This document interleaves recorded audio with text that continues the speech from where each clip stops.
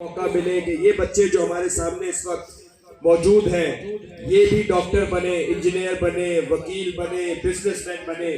इस ख्वाहिश को लेकर मैं पाकिस्तान आया था, इस ख्वाहिश को लेकर मैं चुंगी अमर संधू आया था, इस ख्वाहिश को लेकर हमने सामने चिराग घर बनाया जहाँ पे हम बच्चों को लैपटॉप सिखा रहे हैं।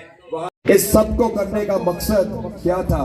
मकसद ये था कि इस इलाके की हालत बदली जाए। लेकिन मुझे जो अफसोस है, जो मुसलसल अफसोस हुआ है 7 साल में, कि इस हलके में जितने इलेक्शन हुए हैं उतने पूरे पाकिस्तान में नहीं हुए। और इलेक्शन के वक्त जिस तरह कैंडिडेट आपके पास आते हैं, जिस तरह किसी को बाप बना रहा होता है, माँ बना रहा होता है, पैसे फेंक रहे होते हैं, लगता है कि इनसे ज्यादा नेक तो कोई शख्स है नहीं। लेकिन 5 साल बाद कोरोना भी आता है, डेंगू भी आता है, महंगाई भी आती है, गंदा पानी भी आता है, गैस की बंदिश भी आती है, बिजली के बिल भी आते हैं, रोजगार भी तबाह होता है। लेकिन MP MNA साहब पूछने तक नहीं आते कि जिन्होंने वोट मुझे दिया है, असेंबली तक पहुंचाया, वो जी रहे भी हैं कि मर चुके हैं, ये पूछने तक नहीं आते आप लोग। और मैं हैरान था कि इन्होंने एक और लानत शुरू कर दी हमारे इलाके में।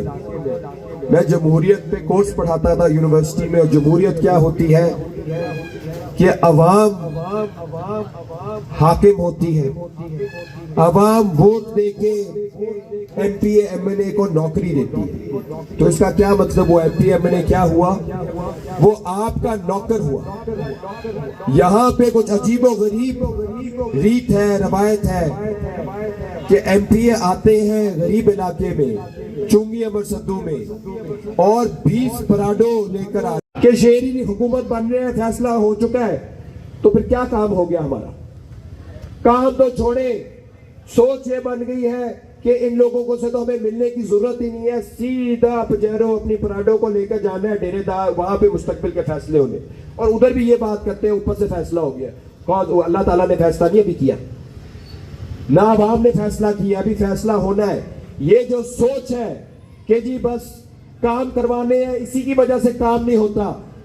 वोट उसे दे जो मुश्किल में आपके साथ खड़ा होता है। ये कह रहे कैंपेन इस दफा हमने बड़ी स्लो किया क्योंकि सर्दी बहुत थी।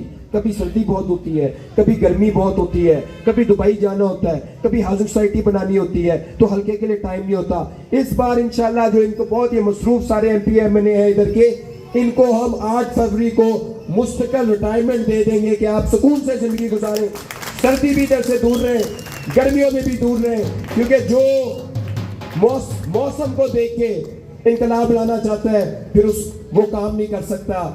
मैं बस आपसे एंड में गुजारिश करूंगा।